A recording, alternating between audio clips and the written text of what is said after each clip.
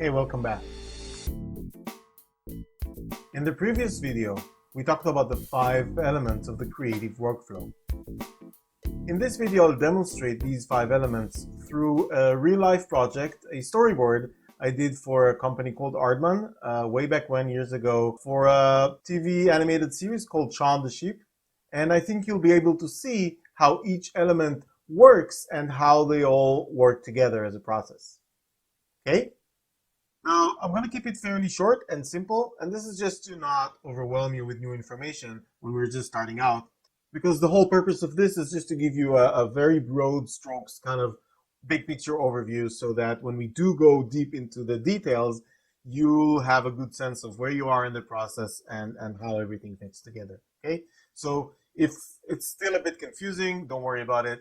And by the way, for that matter, if it feels a bit oversimplified, give me some time. Okay? One small note I wanted to address before we continue is I'm sure you noticed that in some of the places the elements have different names. For example, concept in some places in the videos would be called dream, right? And this has to do with actually the history of how this project came to be. And I'm not going to bore you with all the details, but I will say that it started out as a series of video courses under the name of Creativity Wise. And when I got a publisher and started to work on the book version of it, I decided to change some of the terminology. And this is a purely cosmetics change, right? It doesn't affect the ideas. The concept and the principles are all exactly the same. I just wanted to bring it up just in case you have read workflow or that you're going to read workflow and you might be wondering, okay, I just don't want it to confuse you. All right, moving forward, I just want to do a very, very quick recap of the 5 elements just to refresh your memory. So we had the capture, and the capture is the skill of describing something in a quick and rough way. So for example, a sketch or a quick outline or a mock-up version of something. These are all examples of some of the ways in which we represent a complicated idea or a detailed idea with a capture. Okay? Then we talked about concept, vision, and production, or the way they're called in the videos, dream, explore, and make. And those are the actual 3 steps a creative project goes through, the project's life cycle, if you will. And we talked about how each of these steps requires a different state of mind, a different kind of focus, a different persona, right? And we called those personas your inner dream team. And then we added another persona for the management, and we call that the pro persona. And in the book, it's called the plan. Okay? So that was the recap. I think we're all good. Let's dive in and talk about the Shaun the Sheep storyboard.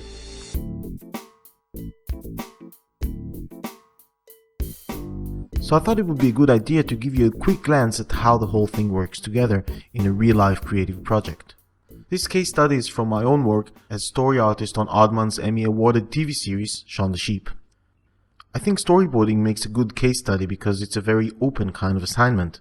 You get your script and then you're on your own and you can interpret it visually in 1,000 ways, so it's very easy to get confused if you don't have a really good process.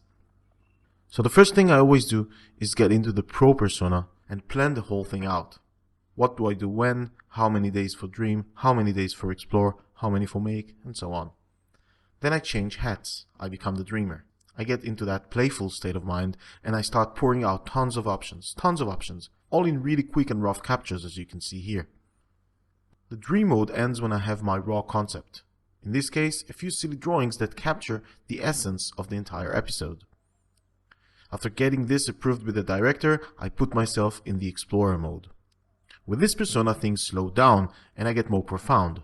I take my raw concept and I start building a strong creative vision around it, testing options, asking questions, solving specific problems.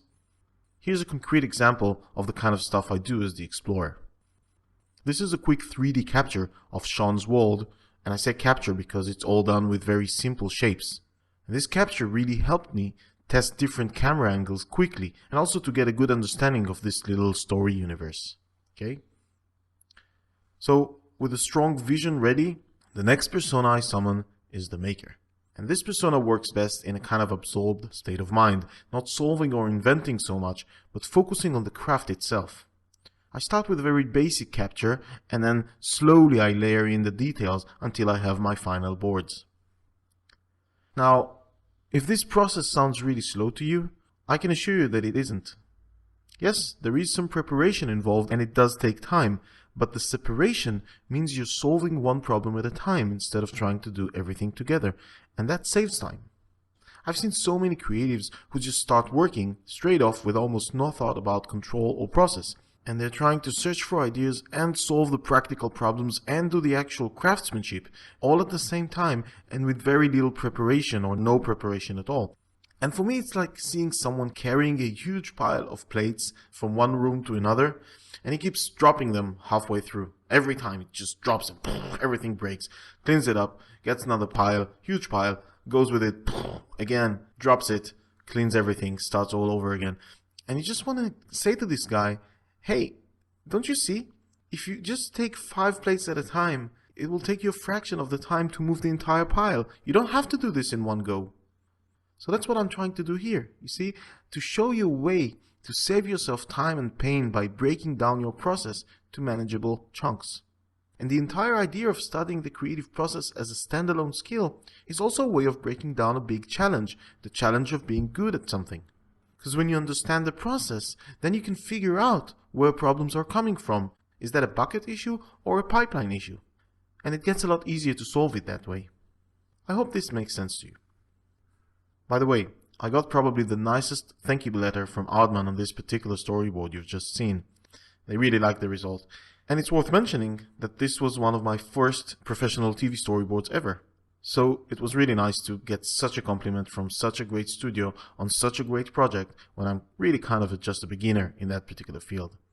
I think it makes a good example also of how powerful it is to study the creative process as a standalone skill and how you can use it to get impressive results fast in any creative field you might be into. So last time I suggested that you make a list of some of your workflow habits and that you try and figure out which habit belongs to which element out of the 5 elements I described. So did you do it? If you have, that's awesome. And you're awesome because that means you're starting this in the right way. So good on you. Now, I hope that the case study made things a little bit clearer. And here's what I'd like you to do today once you're done watching this video. Take the list and see if you can improve it or expand it a bit now that you have today's demonstration in mind. But please do it right after the video ends because remember, the best way to learn a new skill is by taking action, by actually doing it. And the sooner you take that action, the better. In fact, because I really want to make it easy for you to follow along and to learn by doing, I created a special form that you can follow that will help you do this exercise. And not only will it make it easier, it also means that I get to see your answer. I get to see your list. And maybe I'll have something to say about it.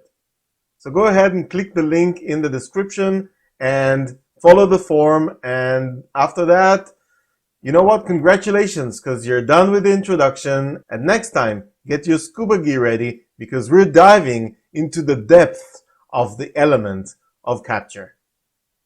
Thanks for watching. As always, if you like what's going on here, like and subscribe and share with a couple of friends who might need it as well. All right? And I'll see you in the next video.